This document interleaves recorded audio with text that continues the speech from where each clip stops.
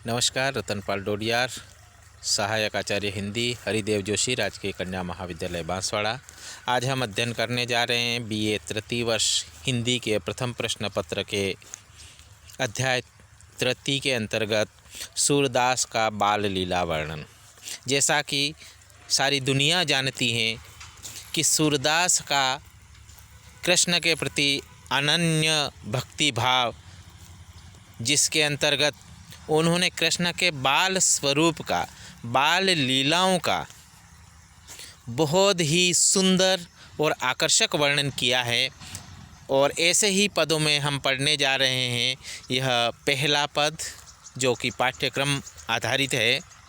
जशोदा हरि पालने झुलावे, हलरावे दुलरावे मल्हावे, जोई सोई कछु गावे, मेरे लाल को आऊ निंदरियाँ, काहे न आनी सुलावे, तो काहे नहीं बेगसू आवे, तो को कान्ह बुलावे, कब हूँ पलक हरि मुंद लेत हैं, अधर कबहूँ फरकावे, सोवत जानी मौन हवे बैठी, करी करी सेन बतावे, इही अंतर अकुलाई उठे हरि, जसुमति मधुर गावे, जो सुख सुर अमर मुनि दुर्लभ सो, नंद भामिनी पावे। इस पद के अंदर जैसा कि कृष्ण के बाल स्वरूप का वर्णन है, जब वह उनको पालने में झुलाया जाता है मैया यशोदा के द्वारा, उस समय यशोदा के सौभाग्य का वर्णन यहाँ पर कर रहे हैं सूरदास जी कि देखिए कि यशोदा को एक भगवान को झुलाने का अवसर मिला है और सहज रूप में वह अपने पुत्रवत कृष्ण को झुला रही है पालने में। जशोदा हरि पालने झुलावे, यशोदा उस कृष्ण को, उस भगवान को पालने में झुला रही है। हलरावे, उनको हिला रही हैं। दुलरावे, प्यार कर रही है, दुलार कर रही है। मल्हावे, और गा रही हैं। लोरी गा करके उनको सुलाने का प्रयास कर रही है। जोई सोई कछु गावे, जैसा उसके मन में आता है, जो वह गा सकती हैं, जो उसका मन कहता है, वही लोरी, वही गीत गा करके कृष्ण को वह सुलाने का आनंद ले रही है। और क्या गा रही है? मेरे लाल को आऊ निंदरिया, काहे न आनी सुलावे, हे नींद, तू मेरे बेटे कृष्ण को जल्दी जल्दी आ करके सुला जा, तू अभी तक क्यों नहीं आई है, यानी आ करके क्यों नहीं सुला देती हैं, तू काहे नहीं बेग से आवे, तू जल्दी जल्दी क्यों नहीं आ रही है, तो को कान्हा बुलावे, तुझे तो कन्हैया बुला रहा है, इसलिए तू कृष्ण को सुलाने के लिए आ जा, तेरे बिना वो सो नहीं पा रहे हैं। ये गीत सुन करके, ये लोरी सुन करके कृष्ण जो है कबहू क पलक हरि मूंद ले, कभी कभी वह अपनी पलकें मूंद लेते हैं, आंखें बंद कर लेते हैं। अधर कबहू फरकावे, स्वाभाविक रूप से अपने होठों को कभी फड़फड़ाने लग जाते हैं। जैसे बाल स्वरूप ने, हर बालक इस तरह की हरकतें करता है सोते वक्त कि कभी आंखें बंद करता है तो कभी होंठ फड़फड़ाने लग जाता है। यही जो प्रवृत्ति यहाँ पर सहज रूप में कृष्ण में देखने को मिलती है। और इस तरह से कृष्ण सोने लग जाते हैं। और इस तरह से कृष्ण को सोया हुआ देख करके, सोवत जानी मौन हवे बैठी, सोया हुआ जान के यशोदा मैया यहाँ मौन हो जाती हैं, गाते गाते चुप हो जाती हैं। करी करी से न बतावे, और इशारों इशारों में अपने संकेत से वह सबको इशारे करती हैं कि कृष्ण को सोने दो, वह सो गया है, इसलिए कोई आवाज़ न करें। लेकिन इसी बीच में क्या होता है, यही अंतर, इतने से अंतराल में अकुलई उठे हरि, कृष्ण स्वयं व्याकुल होकर के वापस उठ जाते हैं। और यशोदा मैया फिर गीत गाना शुरू करती है, फिर उनको सुलाने के लिए लोरी शुरू कर देती है और कृष्ण फिर से सोने का प्रयास करते हैं। ये बाल स्वरूप का स्वाभाविक वर्णन है कि इसमें कृष्ण जैसी विशेषताएं हर बालक में मिल जाएगी, लेकिन इतना सूक्ष्म वर्णन यहाँ पर सूरदास के द्वारा किया गया है कि वो कह रहे हैं इससे आगे बढ़ कर के कि जो सुख सुर अमर मुनि दुर्लभ सो, नंद भामिनी पावे, यानी जो सुख अर्थात भगवान के अवतार कृष्ण के सामीप्य का सुख प्राप्त करना किसी भी मुनि के लिए, किसी भी तपस्वी के लिए, सारे देवताओं के लिए बड़ा दुर्लभ है, कठिन है, मुश्किल है। सो नंद भामी नहीं पावे, उस सुख को सहज रूप में नंद की पत्नी यशोदा प्राप्त कर रही है। अर्थात भगवान के सामीप्य का सुख वह ले रही है। भले ही भगवान बाल स्वरूप में उनके घर में हो, लेकिन जो उनके सामीप्य का सुख सहज रूप में उस यशोदा को मिल रहा है, इस सुख के लिए तो बड़े बड़े सूर, बड़े बड़े देवता, अमर, मुनि, सभी के लिए ये बड़ा मुश्किल सा है। सभी चाहते हैं लेकिन वो संभव नहीं, उस सुख को वो सहज रूप में प्राप्त करे। यानी उसके सौभाग्य स्वरूप का वर्णन किया गया है कि सहज में ही उसे वो सौभाग्य मिला है कि जिससे वह भगवान के सामीप्य का लाभ ले रही है। इतना सुंदर, इतना आकर्षक बाल स्वरूप का वर्णन सूरदास के द्वारा जो किया गया है, इसमें वो बड़ा ही सहज और स्वाभाविक वर्णन है। क्योंकि हम हर बालक में इस तरह की प्रवृत्ति देखते हैं कि वह सोता है और जब गाते हैं तो सोने लग जाता है, और जब गाते गाते हम चुप हो जाते हैं तो वह वापस उठ खड़े होते हैं। तो ये प्रवृत्ति कृष्ण की स्वाभाविक प्रवृत्ति बाल स्वरूप की यहाँ दिखाई देती है। अगला पद है चरण गहे, इसी बाल स्वरूप में चरण गहे अंगूठा मुख में लत, नंद घरनी गावती हलरावती, पलना पर किलकत हरि खेलत, जे चरनारविंद श्री भूषण उरते नेकु न टारती, देखी धोखा रस चरणन में मुख मेलत करी आरत, जो चरनारविंद के रस को सुरमुनि करत विवाद, यह रस तो है मोको दुर्लभ ताते लेत सवाद, उछलत सिंधु धराधर काप्यो कमट पीठी अकुलाई, शेष सहस फल डोलन लागे हरि पीवत जब पाई, बढ़्यो वृक्ष बट सूर अकुला ने गगन भयो उत्पात, महाप्रलय को मेघ उठे करी जहाँ तहाँ आघात, करुणा करी छांडी पग दिन हो जाने सुरन मन संस, सूरदास प्रभु असुर निकंदन दुष्टन के उर्गंस।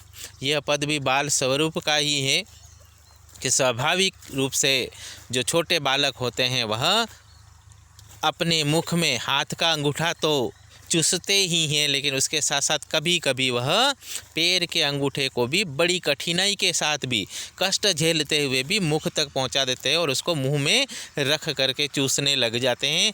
यही दृश्य यहाँ पर कृष्ण का सूरदास के द्वारा दिखाया गया है। बड़ा ही सुंदर, बड़ा ही आकर्षक वर्णन यहाँ पर देखने को मिला है। चरण गहे अंगूठा मुख में लत, अपने चरण को पकड़ करके, अंगूठे को पकड़ करके, अपने पैर को पकड़ करके पैर के अंगूठे को मुख मेलत अपने मुख में रखते हैं कृष्णा। नंद घरनी गावती खलरावती, पलना पर किलकत हरि खेलत, पालने पे जब कृष्ण को झुलाया जा रहा है, पालने पर कृष्ण को झुलाते हुए जब नंद पत्नी यशोदा जब गीत गाती हुई, लोरी गाती हुई सुला रही होती है, तब कृष्ण स्वाभाविक रूप से खेलते खेलते अपने मुख में पैर का अंगूठा रख देते हैं और इस तरह से किलकारियाँ करते हुए वो खेल रहे होते हैं। यहाँ सूरदास जी कह रहे हैं कि जे चरणारविंद श्री भूषण उड़ते नेकु न टारती, ये वे चरण हैं, ये वे अंगूठा हैं कि जिनको चरणारविंद अर्थात कमल के समान सुंदर आकर्षक ये जो इनके चरण हैं, श्री भूषण स्वयं श्री यानी स्वयं लक्ष्मी, उड़ते नेकु न टारती अर्थात एक पल के लिए भी अपने सीने से, अपने हृदय से दूर नहीं करती हैं। ये वो चरण हैं। क्यों ऐसा कर रही है? मानो यह सोच करके कृष्ण जो है अपने मुख में उनको चूस रहे होते हैं, मुख में रख रहे होते हैं। देखी धोखा रस चरणन में, शायद वह यह जान करके कि देखें तो सही कि रस चरणन में मुख में लत करी आरत, यानी इन चरणों में को मुख में रखते हैं वो करी आरत अर्थात बड़ी कठिनता से, बड़े कष्ट को सह करके भी वह अपने मुख की ओर मुड़ा करके ले जाते हैं और मुख में रखते हैं।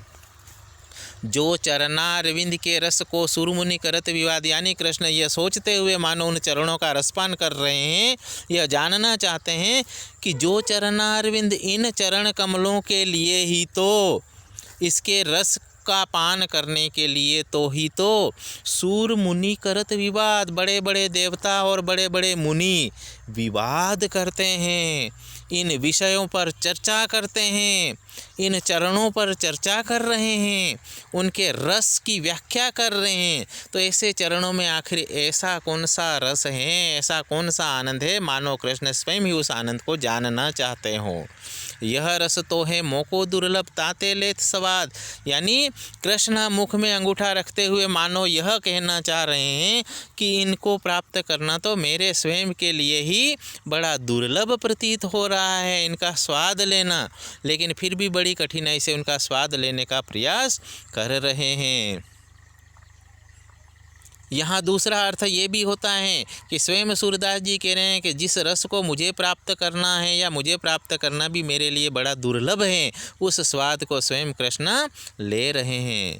और ऐसा करना आज के युग में भी ये माना जाता है कि कभी कभी अप्रत्याशित संकेत अपशकुन के प्रतीक होते हैं, अपवाद के प्रतीक होते हैं। इसलिए बच्चों को कई बार कुछ इस तरह के काम करने से रोका जाता है जिसमें एक संकेत होता है कि बच्चा किसी भी तरह की ऐसी हरकत करता है तो उसमें अशुभ के संकेत होते हैं। और यहाँ पर भी इनके मुख में अंगूठा रखते हैं, मानो एक शंका पैदा हो जाती सारी दुनिया में, और उस शंका के खातिर ही उछलत सिंधु, सागर उछलने लग गया, उसमें लहरें उठने लग गई।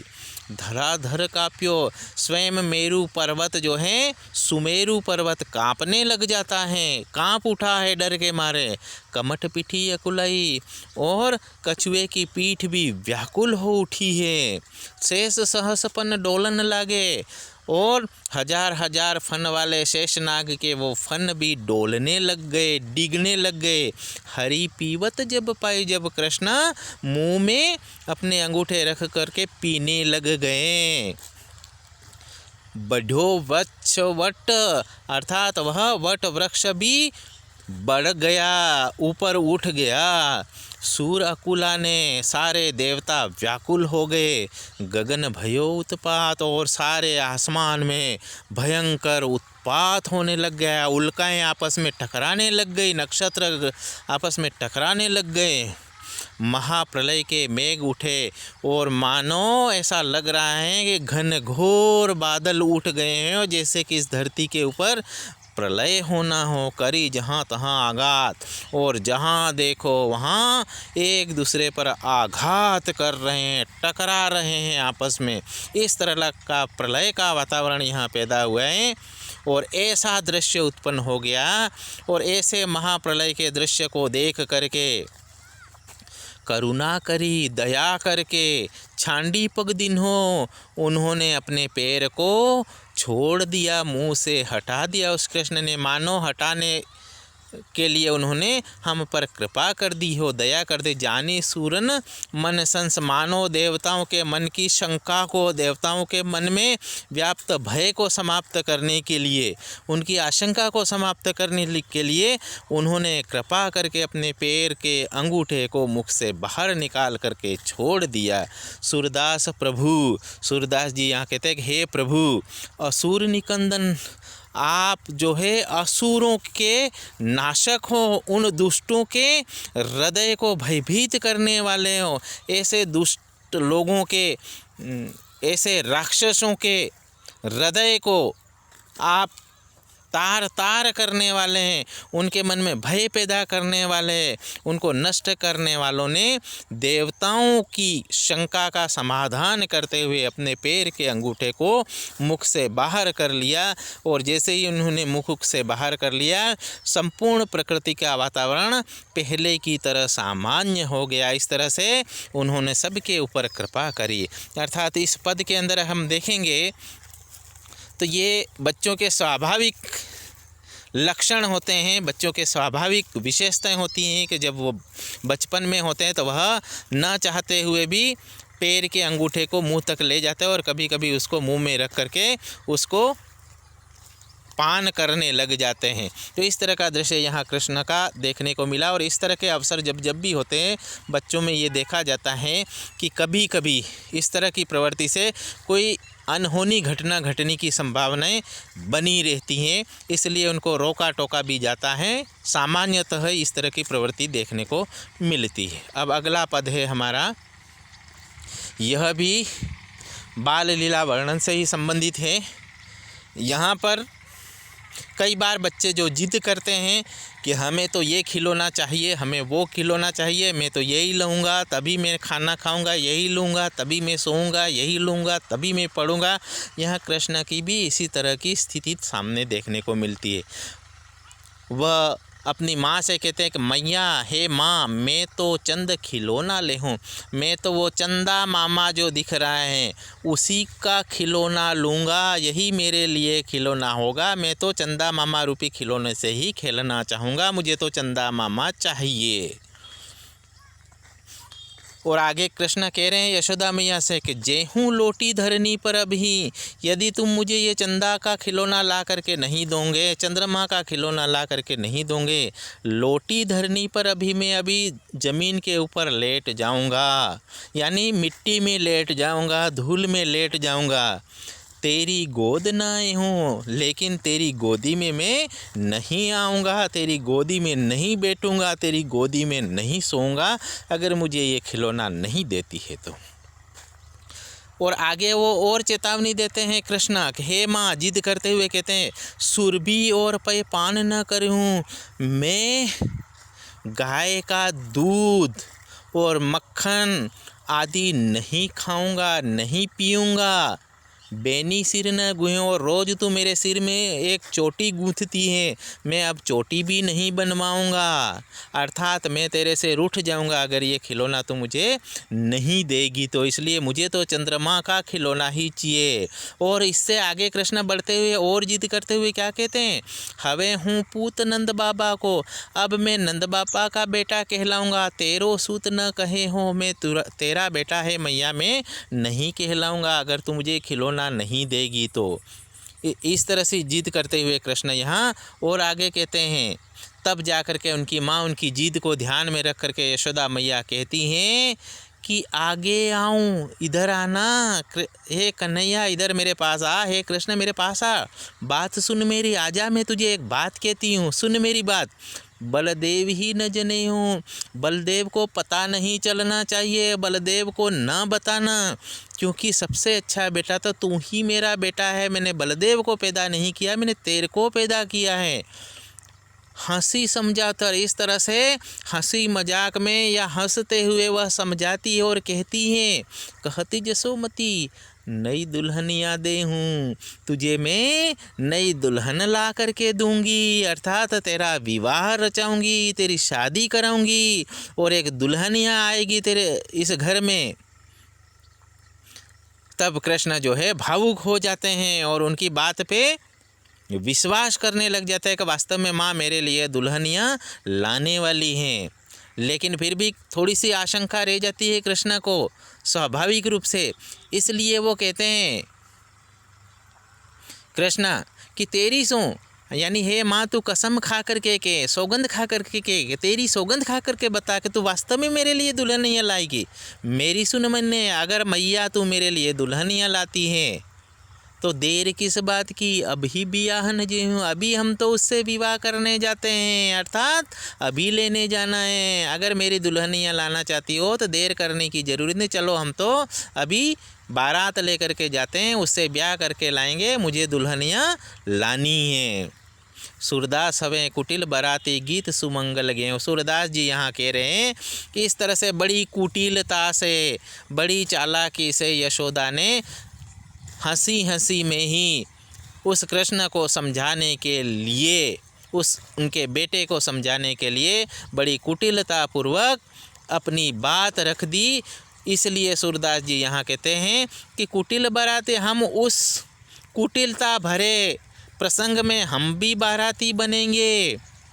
गीत सुमंगल गे हूँ। और जिस तरह से यशोदा कहती हैं कि हम सब बाराती होंगे और कृष्ण दुल्हा होगा और हम सब गीत गाते हुए, मंगल गीत गाते हुए दुल्हनिया को ब्याहने चलेंगे, इस तरह की बात यशोदा मैया कहती। इसलिए सूरदास जी कहते हैं कि एक यह ऐसा प्रसंग है कि जिसने बात ही बात में कृष्ण को इसके लिए तैयार कर दिया और कृष्ण भी जिद पकड़ करके कि हमें दुल्हनिया लानी है। कितना ही स्वाभाविक, कितना ही आनंदित वर्णन, जैसे किसी बालक को बहलाने, फुसलाने और अपनी बात मनवाने के लिए जिस ढंग से माता पिता उसे अपनी ओर खींच लेते हैं, मोहित कर लेते हैं, अपनी बातों में उलझा लेते हैं और वो स्वाभाविक रूप से विश्वास करने लग जाते हैं। यही बात यहाँ कृष्ण के साथ घटित होती है और बड़े ही सुंदर ढंग से कृष्ण को उनकी माँ स्वाभाविक ढंग से समझाती हुई दिखाई देती हैं।